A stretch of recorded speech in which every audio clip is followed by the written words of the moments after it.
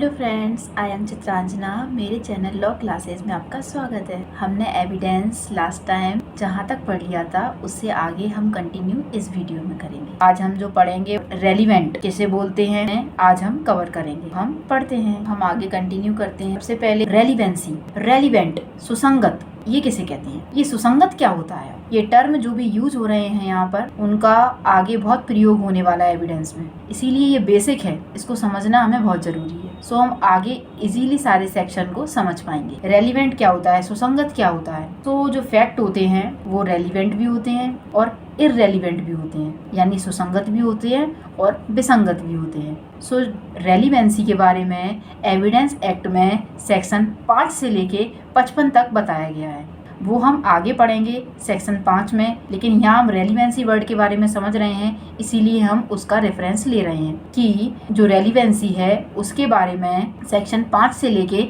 55 तक बताया गया है और उन साक्ष्यों का हम कोर्ट में एविडेंस दे सकते हैं। सो अब रेलिवेंस क्या होता है, सुसंगत क्या होता है। सो हम इसमें पढ़ते हैं, समझते हैं कि इसमें क्या डेफिनेशन दी हुई है, फिर उसको हम समझते हैं। रेलिवेंट वर्ड को समझने की कोशिश करेंगे कि एक तथ्य दूसरे तथ्य से सुसंगत है कब कहा जाएगा, ये सुसंगति क्या होती है। सो तथ्यों की सुसंगति से संबंधित इस अधिनियम में 5 से लेके 55 तक में जो प्रकार बताए हैं उनमें से किसी भी प्रकार से एक तथ्य दूसरे तथ्य से संसक्त हो उसको हम रेलिवेंट कहते हैं। यानी कि रेलिवेंट वर्ड किसे बोलते हैं, जब एक तथ्य दूसरे तथ्य से जुड़ा हुआ हो, वो भी कौन सा वाला, जो 5 से लेके 55 तक में जो उपबंध बताए गए हैं उनमें कोई फैक्ट दूसरे फैक्ट से इस प्रकार जुड़ा हुआ है तो हम उसको बोलेंगे कि ये रेलिवेंट है। जैसे कि अब हम इसमें एग्जांपल समझेंगे कि रेलिवेंट कौन से वर्ड होंगे। जैसे कि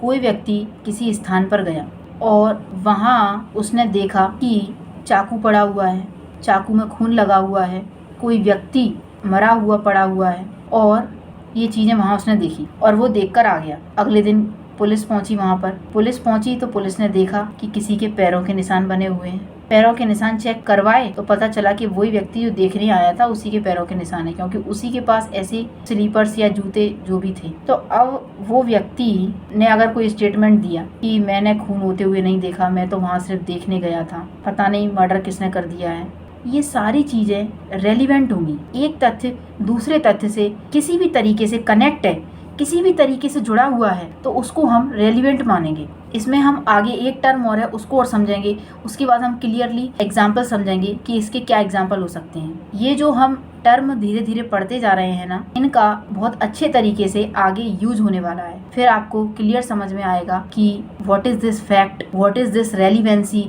what is this fact in issue. तो हम नेक्स्ट डेफिनेशन समझ रहे हैं कि फैक्ट इन इशू क्या होता है। रेलिवेंसी आपको समझ में आ गई कि कोई भी तथ्य किसी भी तथ्य से रेलिवेंट है कब कहा जाएगा, एक तथ्य दूसरे तथ्य से सुसंगत है कब कहा जाएगा। तो ये तब कहा जाएगा जब तथ्यों की सुसंगति से संबंधित इस अधिनियम में जो उपबंध बनाए गए हैं 5 से लेके 55 तक उनमें निर्दिष्ट हो और उनमें से किसी भी प्रकार से वह एक तथ्य दूसरे तथ्य से संसक्त हो, यानी जुड़ा हुआ हो, तो हम बोलेंगे कि वो रेलिवेंट है। हम इसको आगे समझेंगे और क्लियरली, लेकिन अभी इसका मीनिंग सिर्फ इतना सा ही है। कोई भी तथ्य दूसरे तथ्य से सुसंगत कब कहा जाएगा, जब वो सेक्शन इस अधिनियम में जो उपबंध बताए गए हैं उनमें निर्दिष्ट हो, 5 से लेके 55 तक में किसी भी प्रकार से एक तथ्य दूसरे तथ्य से इस प्रकार संसक्त हो, इस प्रकार जुड़ा हुआ हो, जो 5 से लेके 55 तक में बताए गए हैं उन उपबंधों में से किसी भी प्रकार से,